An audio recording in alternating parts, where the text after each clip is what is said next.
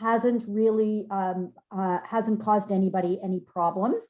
You know that it's a wonderful reason why we had to do that, because the last time we were together, we hit 100 and actually people were turned away. So Naomi had to set up a new link for us that would accommodate our numbers. And, you know, we're at over 90 right now. So that is fantastic. So my first thank you of many thank yous today is to all of you for continuing to be here.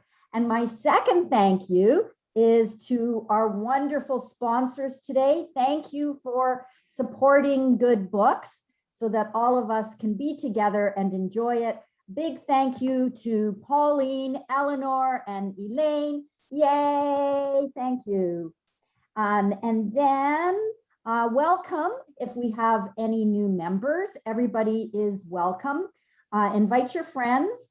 And also do inform your friends who may not be on Naomi's list or my list about the new link. My usual gratitude to Holy Blossom and to Naomi, as always, for supporting us in every way. Now to some different kinds of thank yous. And my first goes to Jennifer Murray. Jennifer, are you in the screen that I'm in? There she is, yes. Anyway, waving to everybody. Okay, so I got this in the mail. So my friend Jennifer, who's my friend and was my colleague for so many years in so many different kinds of businesses and teaching and everything that we've done together way back from Penguin days. So not only is she talented in many work ways, she's a kind of cultural consultant, consults for cultural organizations, but she is also an extremely gifted artist in many and diverse, I don't know what you call them, forms, you know.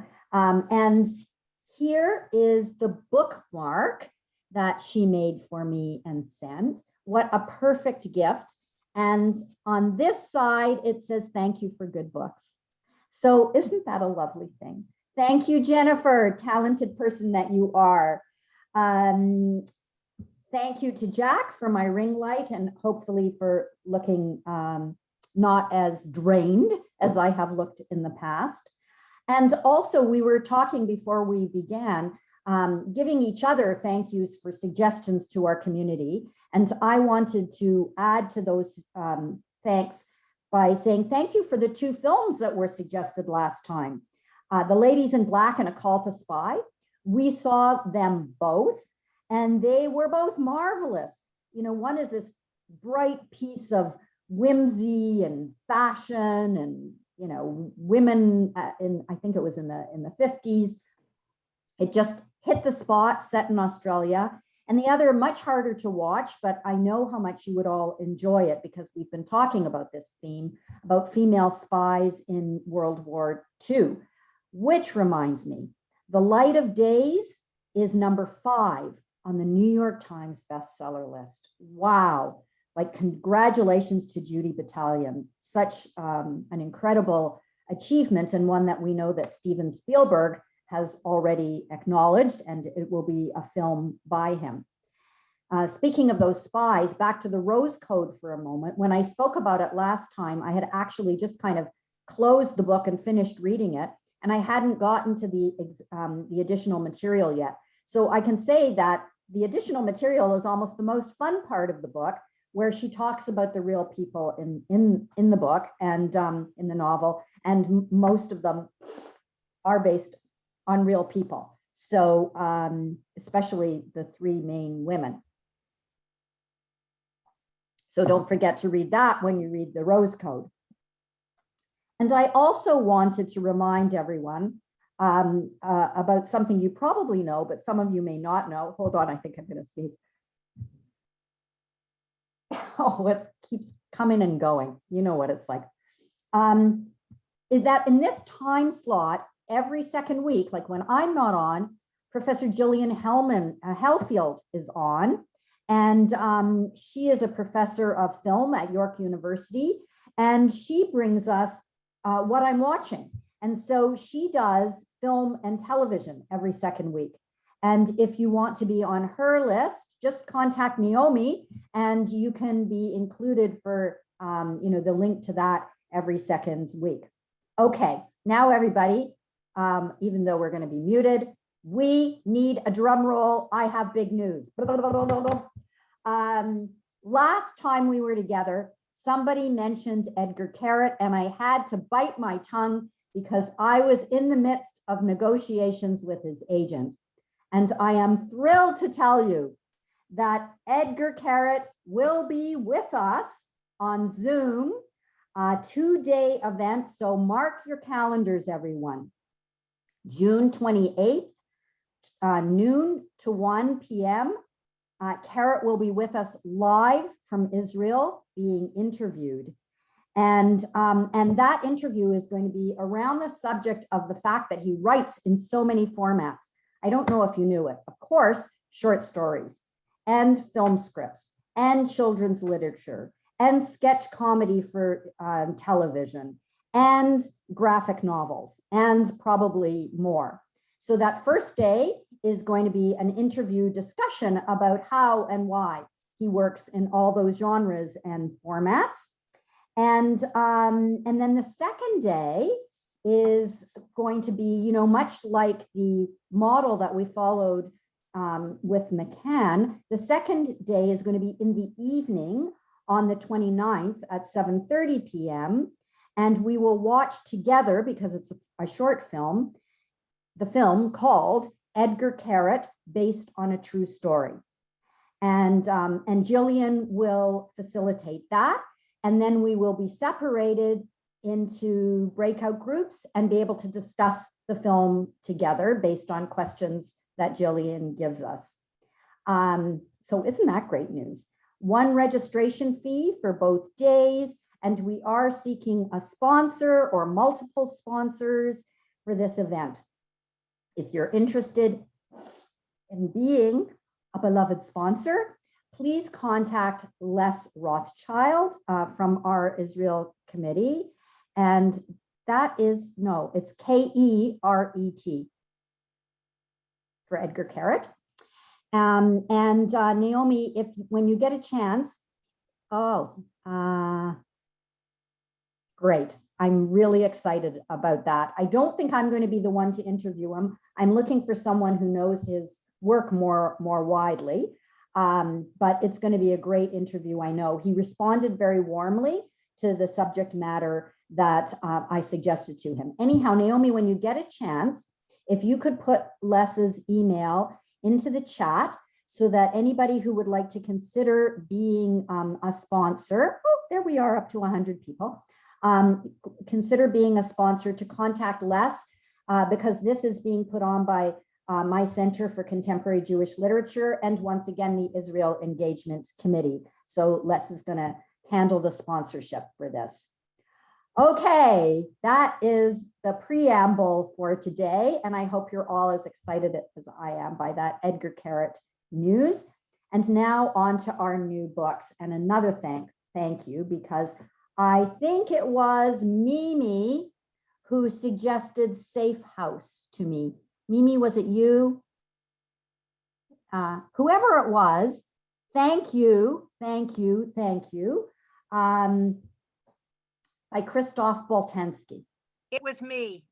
Who's the me? It was Mimi. Good. I thought it was Mimi. And this novel, is by the award-winning French journalist and war correspondent, Christoph Boltanski. And it's his first novel based on his own family history. Oh, thank you. Someone is giving a suggestion. I'll look at them later. So this novel was a literary sensation when it was first published in France in 2015. And it was the winner of the Prix de Prix, France's most prestigious prize. Sounds like it, Prix de Prix.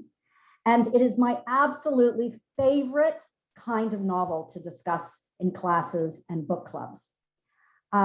It's complex, but it's accessible. It's filled with unforgettable characters. And it's based on real people, many of whom are quite well known, including Christophe's famous uncle Christian Boltanski, who is a sculptor and installation artist. It is a creatively and beautifully structured novel. That is really the heart of this.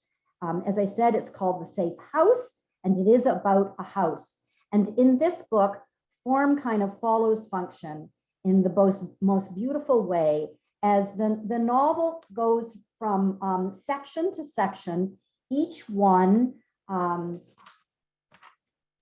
just looking, yes, each section named for a room or part of the house.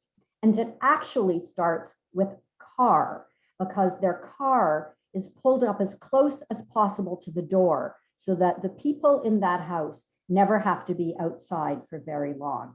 And then we move on to kitchen, office, parlor, etc.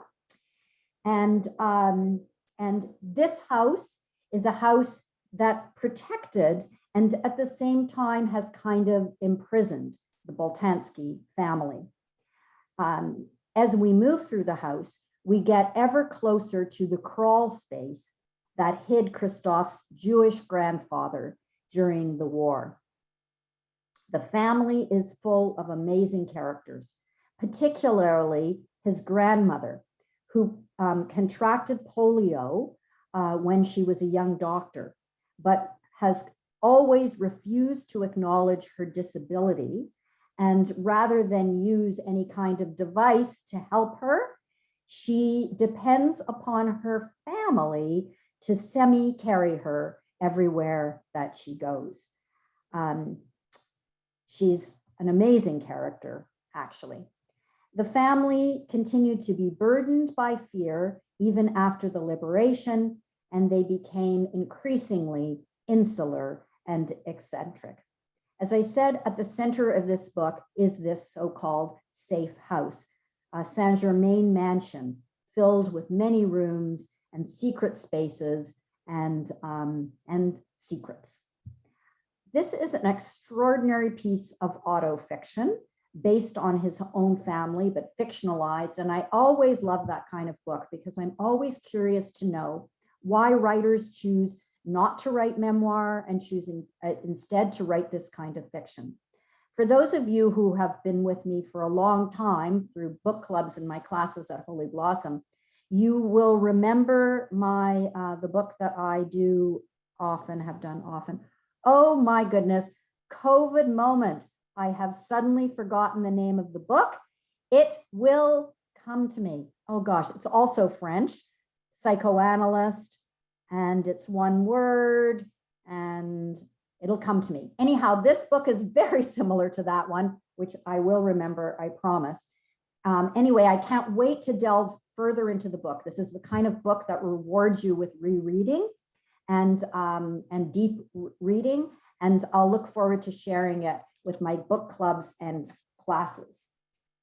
Now, for my next book, with a really big thank you to my friend Sue Morris. I needed, after reading Safe House, I needed to read something lighter and easier, and Sue had given me the Lido to read, and I am so glad that she did. Thank you, Sue. Wow. Well, first of all, I love to swim, and I miss it so much. I have not been able to swim since the pandemic began, really, for various reasons. And I'm sure that's true for many of us who don't own cottages.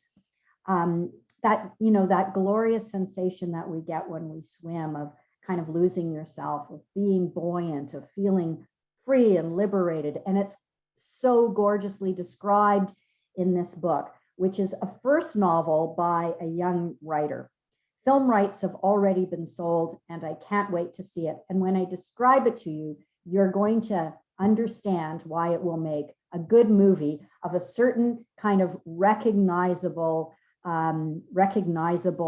genre, really. Okay, so what the book is about is a public swimming pool in the southern London district of Brixton. And Brixton is an area traditionally very working class and very diverse. The whole neighborhood gathers at this outdoor pool. Young people, families, just everyone in the neighborhood. But no one goes more often than 86-year-old Rosemary, who swims there every day and every day remembers her late husband, George, who loved to go there. Kate, the other main character, hasn't swum in years, and now she is far too timid to consider it. She's a 26-year-old journalist, and she's uncomfortable since she moved to London.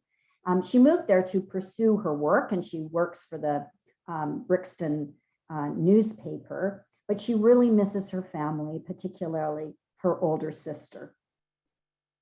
Kate suffers from severe panic attacks, and so she avoids developing relationships. She tries to avoid being in stressful situations. When she's sent to cover a story about the Lido, that it could possibly be closed down, that it's being bought by a developer of upmarket kind of townhouses, and their plan is to fill the Lido with concrete and use it for a tennis match. So the newspaper tells her to cover this story, and she quickly learns that Rosemary is the most long-standing user of the pool. But Rosemary, who's shy herself, will only grant an interview if Kate agrees to swim. Well, you can imagine. Kate and Rosemary develop a beautiful friendship that is the salvation of them both. And they fight for the Lido, and the community fights for the Lido. And it is so satisfying. This is a novel that will make you feel good, and it will show you how good people can triumph, how friendship sustains us during hard times, how community can triumph, how kindness and compassion are important, and how just a few people, starting with two, can create important change. So, The Lido by Libby Page. And don't forget, everybody, don't worry. I will be sending you, as always, the list of books.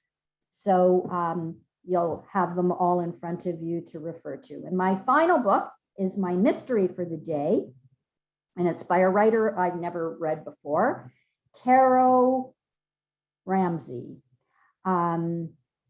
Ramsey, you know what? I'm not sure if Ramsey is male or female. I'm presuming female. It's I read the first in a series of police procedurals based in Glasgow. And you know, I like mysteries based in Scotland.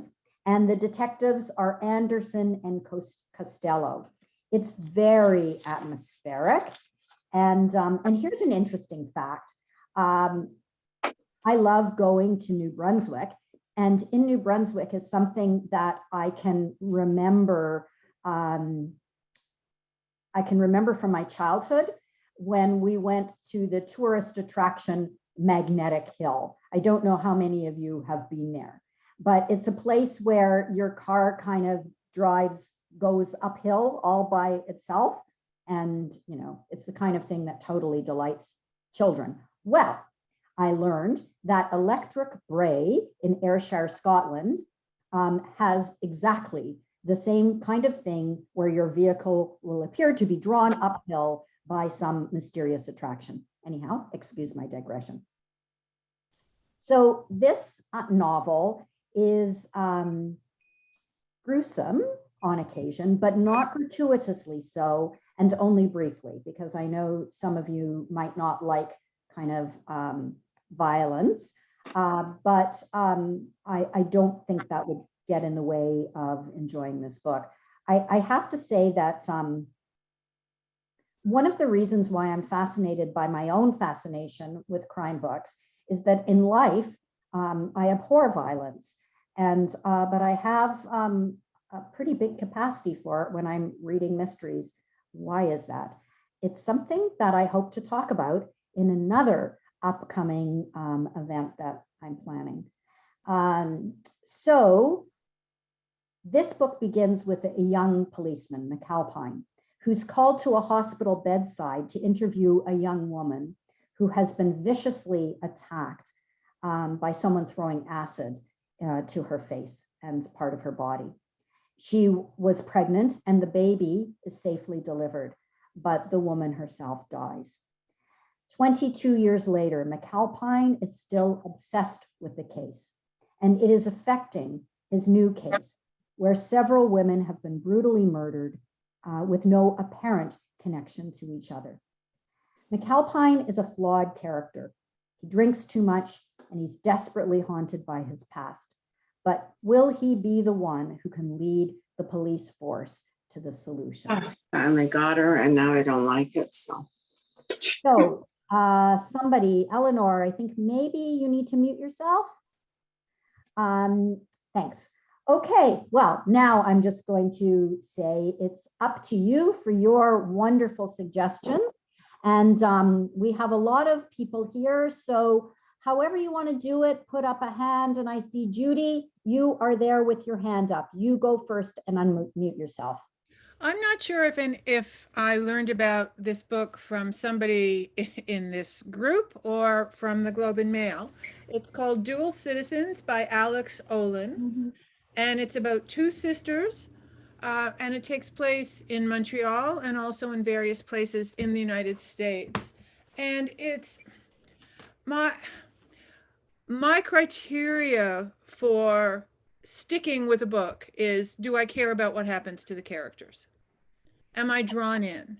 And I'll give it, a few pages. I have to say that at the age where I am now and the list of books I have to read, I give it fewer pages than I used to. But this one grabbed me from the first chapter and really didn't let me go. And when I got to the end of the book, I wanted to, okay, what happens next? What happens, let me take a look 5 years from now, 10 years from now at these two women. So it's a story of family, and it's a story of finding yourself, and it's a story of love between sisters and relationship with their mother. It's really, really good. So if somebody in this group recommended it, thank you. And if not, I recommend it. Thank you, Judy. Jennifer Melvin, you're next. Thank you. It's just such a delight. I so look forward to this. Thank you, Cynthia, and everyone, and the sponsors. I wanted to recommend two books that one is called The Girl, and you've maybe already read them. The Girl in Hyacinth Blue by Susan Vreeland, about the history of a painting. Oh gosh, I'm having Vermeer. Yes, and it traces it stage by stage all the way back to the actual composition of the painting. And then I'll just stick to a painterly theme today. Also by Susan Vreeland. If you haven't read it, The Luncheon of the Boating Party. Oh. That wonderful painting, I have it on my wall, in fact, not the original, obviously, by Renoir. And it's the history of all the guests that composed this social gathering that Renoir so beautifully captured in his painting. So Susan Vreeland. She's a lovely writer. Thank you, Jennifer. Sure. And Dublin, you're next. Hi, good morning, everybody. Well, a couple maybe diversions, I don't know. Let me lower my hand for a second. Okay, first, I just finished a YA novel, young adult novel, and it's called Egyptian Mirror by Michael Bidjar. If you know any young people who are into archaeology, magic, mystery, I really recommend this. The only thing I would say is there are a few copy editing mistakes. But aside from that, I couldn't put it down. It was really interesting about a boy who is drawn into a relationship with an elderly man. And after, I'm not giving too much away, after he passes away, there are some very weird, strange, dangerous people who are looking for this magic mirror. So I won't say anything else, but it's great. And he did a lot of research at the ROM, actually. So if you can find that, that's a new book. And this is not about a book, but we're in the middle of the Toronto Storytelling Festival, and I've gone to 3 wonderful sessions. Most of them are pay what you can. Just go to their website, Toronto Storytelling Festival. And, if you just want a break, you don't want to read, and you just want to listen to master storytellers, I think you would really enjoy it. I think it goes until Friday or Saturday. And actually, storytelling is what started me off in my writing. So I think these things are connected. Thank you. And thank you, Cynthia, and everyone. Thank you, Anne. And I know from time to time I have brought YA books in here. I love reading them, and for myself, as well as to pass them on to grandchildren and other kids. So thank you for that suggestion, Anne. Maxanne, I think you were next. Well, I just wanted to recommend the Hay Festival to everybody. The Hay Festival takes place in a little town in Wales called Hay, Hay. And I was lucky enough to have gone to the real festival 4 years ago, which I've never forgotten. Last year they went online, and this year they're online as well. So if you Google Hay Festival, all the events are free. It goes on for the last month in May, the last week in May, and a couple of days in June, and it's just fantastic. I can't remember offhand. Marion Keys is one of the writers. Michael Ignatia. Sorry, Maxanne, we can't hear you for some reason. What? Closer. No, can you hear me now? Yes, now we can. Okay. So I know Michael Ignatieff, David Hockney, Marion Keys, the man who wrote the mystery about the old folks home, the one that's a top bestseller. Yeah, he's going to be there. So it's really fun and it's free. Thank you, Maxanne. Mimi, you have been waiting for a while. Mimi, unmute yourself. I mentioned her latest book, but it's Cara Black, who writes mystery stories about Paris. And every book is about a different section of Paris. They're fun, and you're totally immersed in the milieu, and they're terrific to read. Great. And they're not bloody.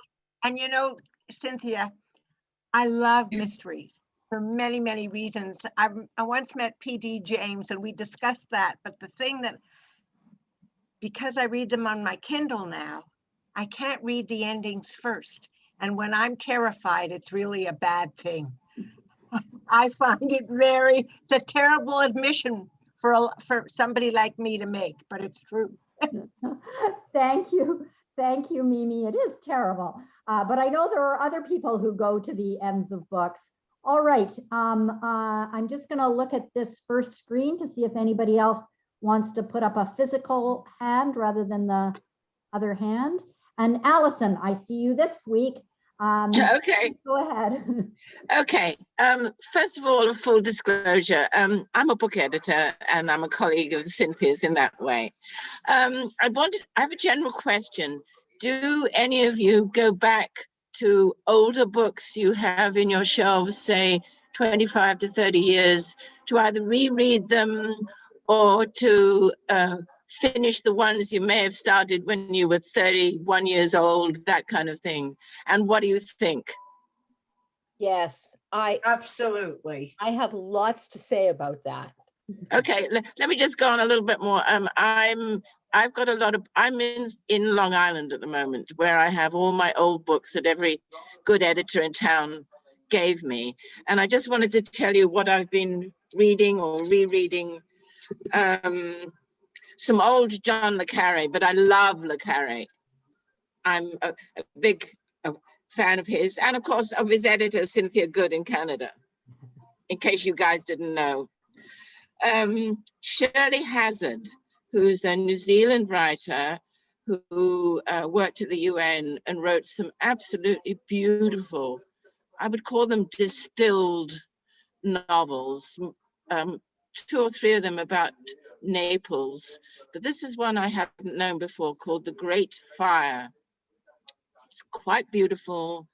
It's elegiac. It's the story of a wounded British soldier and a rather young girl whom he falls in love with, but it's great.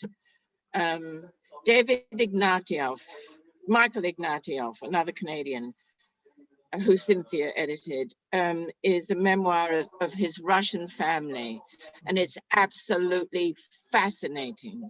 He's the grandson of a Tsarist, whatever, general with big estates in the Ukraine, and he's the son of the youngest son who finally got out through the Crimea, through London, and settled in, was it Toronto or Ottawa, Cynthia? I can't remember. Anyway, settled in Canada, and he became a politician in Canada, I think, and now works in Europe. But he's a terrific writer. This memoir has an outstanding character, his late grandmother, who starts off as a very fancy lady with winters on the French Riviera and ends up in a rather sort of country place behind the downs in London, in England. Anyway, it's a very, very moving and instructive memoir. What else was I going to say? Oh, and Virginia Woolf, To the Lighthouse. I still can't get through it. Yeah, Allison. I'm all for that. Thank you. You know what? I think I want to go back to the Lighthouse at some point when that's a great suggestion. I did finish it, but every now and then, you know how other writers often refer to books? Oh, absolutely. I think To the Lighthouse is like the most referenced book. And it's every time I see it, I think, oh, I want to go back to that. So thank you for saying that. And thank you for the good suggestion that we go back to older books. The author that Allison mentioned earlier was Shirley Hazard. Well worth dipping into her novels for sure. Okay, I am going to move on to another screen and see if anybody else would like to say something before we say goodbye. Oh, this gives me the chance to see more people. Hello, everybody. I see Anne, I see Ruth. This is my magic mirror time. Keith, hello. Nada, hello. Pauline, I think I said hello before. Oh, 2 participants raised their hands. Okay. I will, oh no, they're the former ones. No. No, new ones? Who? Whoever it is, start talking. Oh, No? but maybe somebody, that's me, but somebody who hasn't spoken yet first. Okay. All right. I think I'm just going to say now, anybody who wants to suggest something or talk, just unmute yourself and please join in and say what you need to say. Jennifer, Okay, I'll just jump in then. Okay, 2 things. You know, Virginia Woolf, I was just thinking about her the other day, that I've had trouble with her books except her nonfiction. I've learned so much, but it just seems like I have to learn how to appreciate Virginia Woolf on Virginia Woolf's terms. You know, that so often we bring, it should have a good plot and I should want a page turn, and that may not have been probably wasn't her goal at all. Then the other thing is, perhaps maybe you or Allison could help me. There was a wonderful book I read by the editor of the New Yorker, And he wrote about all of his experiences with all the clients he signed. If anyone can remember the name, it's on my bookshelf. But I Okay, didn't okay. wanna- His name is David Remnick.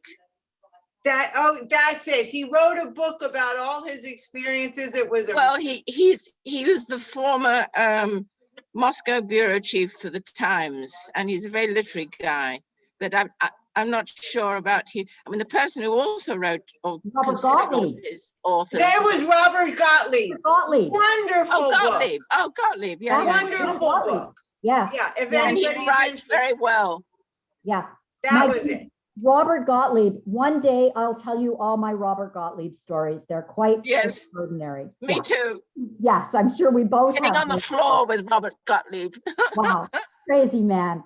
Okay, everybody, I can see we're almost at 11:15, so it's time to say goodbye.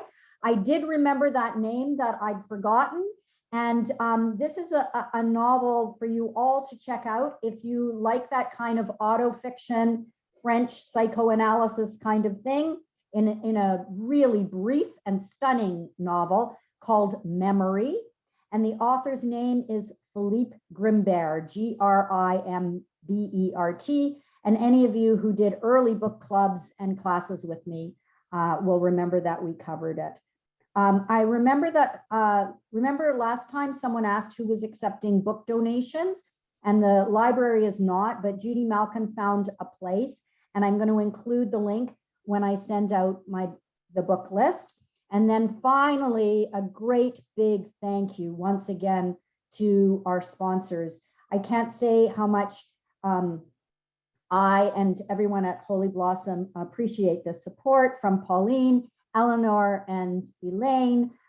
Big thank you, big kisses, and and thank you so much for being here. Naomi, if you are there, how can I continue? How can I look at the chat once we go? Because somebody suggested some things I want to look at. What do I do? When I download the recording, I'll send it to you as a text box. Perfect. That's exactly what I need. Thank you. Yeah, no so problem. much. Good. Okay, so I think we reached over 100 today. We were at 101 or 102. So thank you everybody for being here. I'll see you again in 2 weeks. Bye to everybody. Good reading, everyone. Take care. Thank you. Thank you.